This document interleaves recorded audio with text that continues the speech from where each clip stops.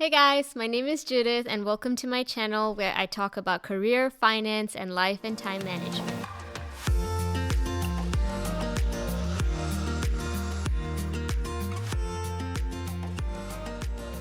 In this video, I'm going to talk about how to organize your mind and time. Now, I chose these two things, 2 and 2, because I always feel like I have a million things floating around my brain, and I'm sure that you can agree that you have the same thing too.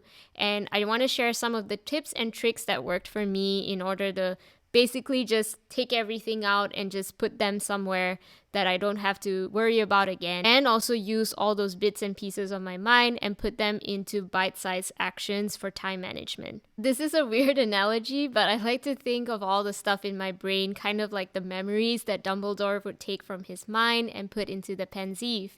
And I was thinking that when I was watching Harry Potter, like, man, that would be so cool to do, and I can just have a peaceful mind. So I started thinking of specific action steps that I can take for basically pulling parts of my brain and putting them into tasks, and also kind of like a database where I can easily access all the stuff that I need. So this video is going to be all about that, and I'm going to show all the tools that worked for me. So let's start with the first one. So the first tool I like using is Notion, and I'm sure you must have heard of it. It is a very neat tool because there's so many aspects to it that you can look at.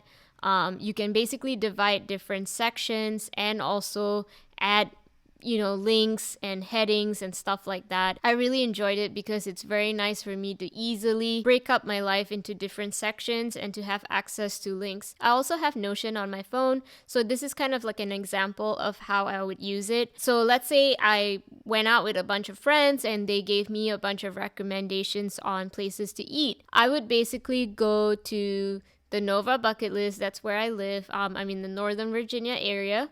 And I would basically put the links to those restaurants here. And I could basically write down restaurants to check out.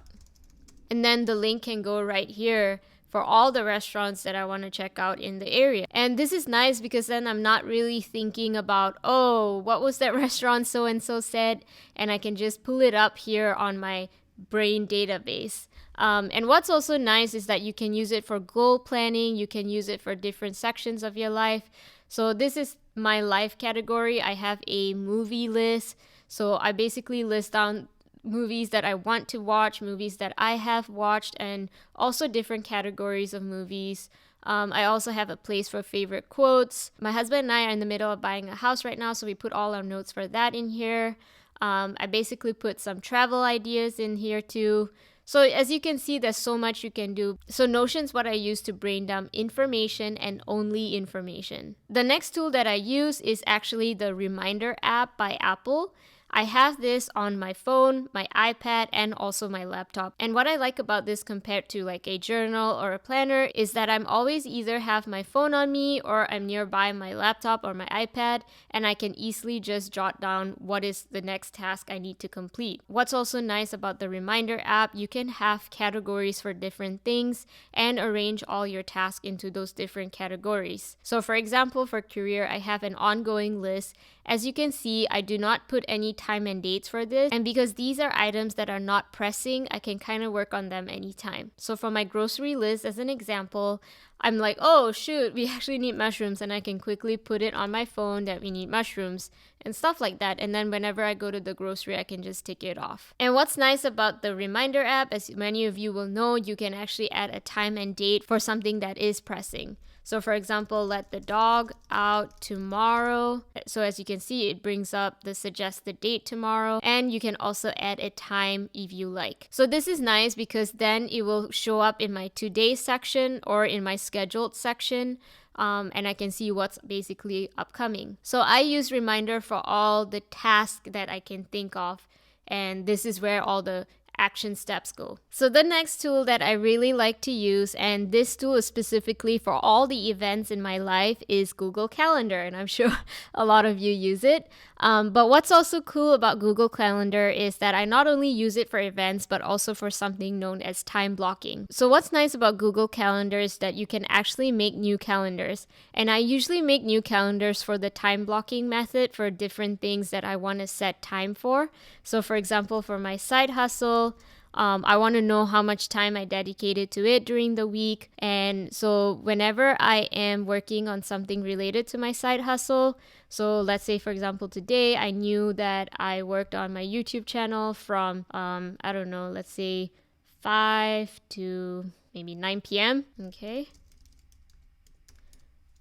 This is nice because then I can see throughout the week where my time is going and also how much time I spend for it. And then for events and appointments, I put them all under my main calendar. That way it's all in one place. But for specific things like my side hustle or home and stuff like that, it will go to a different calendar. Now, obviously, the time blocking method is optional, and I'll talk about it more in a separate video. In a nutshell, all my events go into Google Calendar. Another nice bonus is I can also remind people in my life, like my husband and my friends, about specific events that are coming up.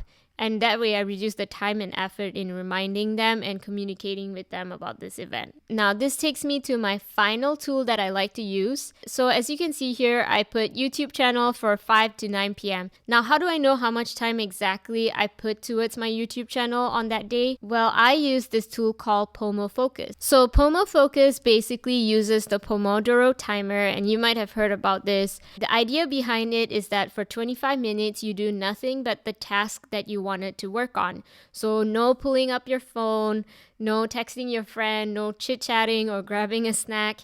25 minutes of just dedicated work. Now, when the timer goes up, it usually has a timer for 5 minutes. And during that 5 minutes, you can take a break.